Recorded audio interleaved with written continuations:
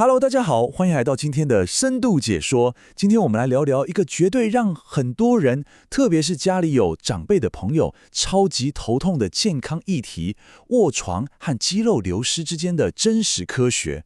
我们今天不谈那种生硬的医学名词，而是要带你一眼看穿人体真实的运作机制。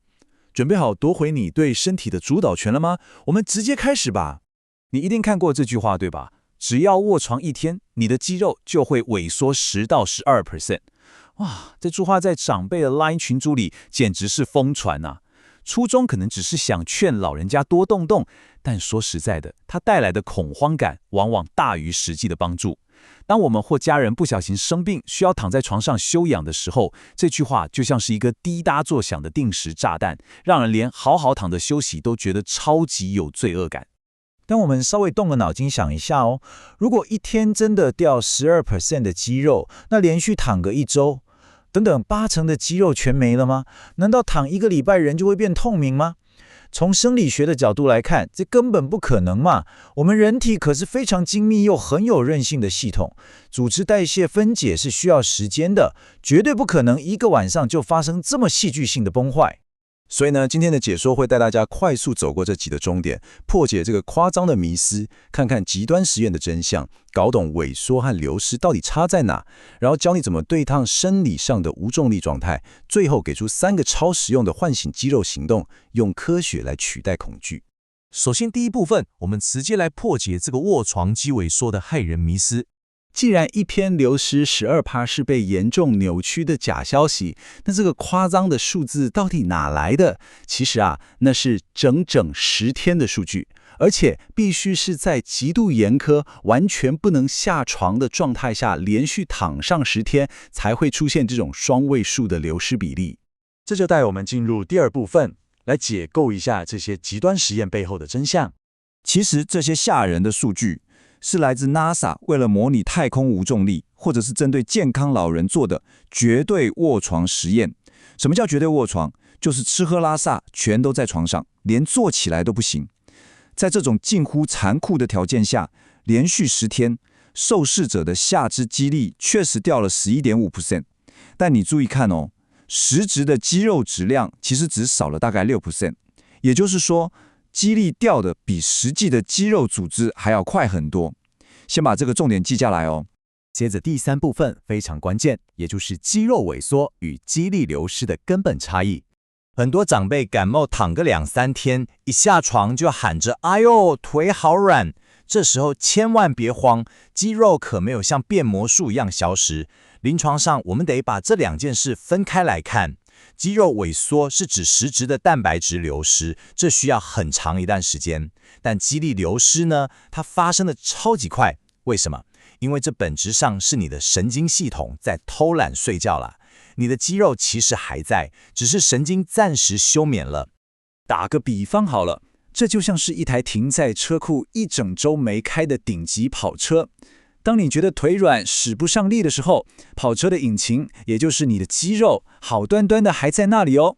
只是什么？只是电瓶没电了。大脑跟肌肉之间的讯号连线，因为几天没用，稍微有点生锈了。这在医学上叫神经募集效率下降。你现在需要的就是帮它重新 jump start 发动一下而已。那么来到第4部分，我们要怎么对抗这种生理上的无重力状态呢？你可能会想，那我躺在沙发上多伸几个懒腰，翻翻身总行了吧？很遗憾，这还真的不够。这里我们要认识一个医学名词，叫做轴向承重。简单来说，就是重力必须由上往下垂直压在你的骨骼上。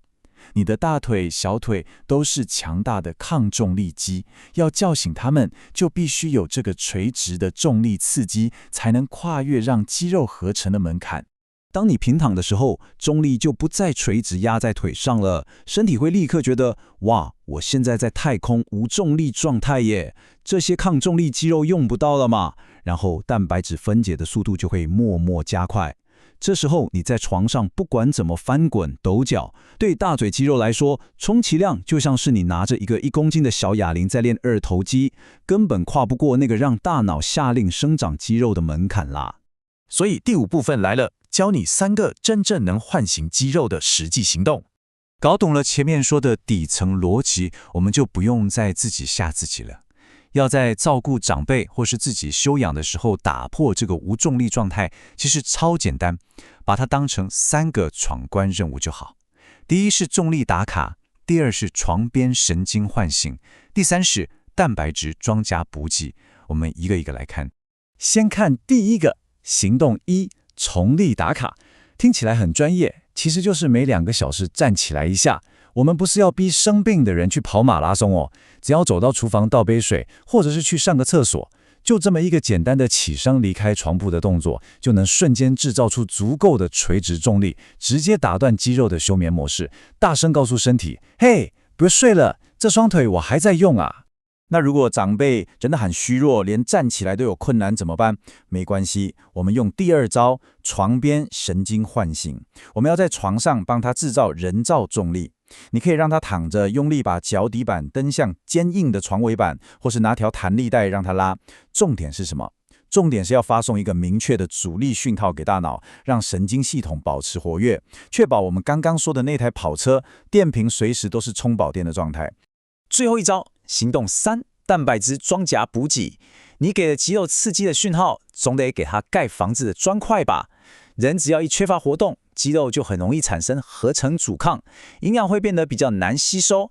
所以我们得把吃饭当作是在修复装甲，确保每一餐都有吃到足够优质的蛋白质，这样才能提供最实惠的原料去对抗身体自然的代谢流失。最后，第6部分，让我们把家庭照护的沟通方式用科学策略来取代恐惧。说到底啊，这是今天这份解说最想传达的一件事。最好的良药其实是让需要休养的人能够带着微笑、有自信地听懂这些科学原理。拜托大家，别再用那种夸张的假数据去恐吓长辈了。当我们多点同理心，用跑车电瓶没电这么简单的逻辑去跟他们解释，他们才会真正放下心里的焦虑，开开心心地去执行他们的重力打卡。真的，知识才是赋予他们力量的最佳处方。对吧？这才是我们的终极目标嘛。透过听得懂、做得到的科学方法，健康长寿真的不应该是一件让人充满焦虑的事。所以，下次如果真的碰到自己或家人需要卧床休息个几天，你还会被赖群组里的那些恐吓讯息给吓到吗？还是说你会充满自信地站起来，完成你的重力打卡，从容地把身体的主导权给夺回来，健康康康的往100岁迈进呢？希望今天的解说能带给你全新的看见，把这份科学的力量分享出去吧。我们下次见。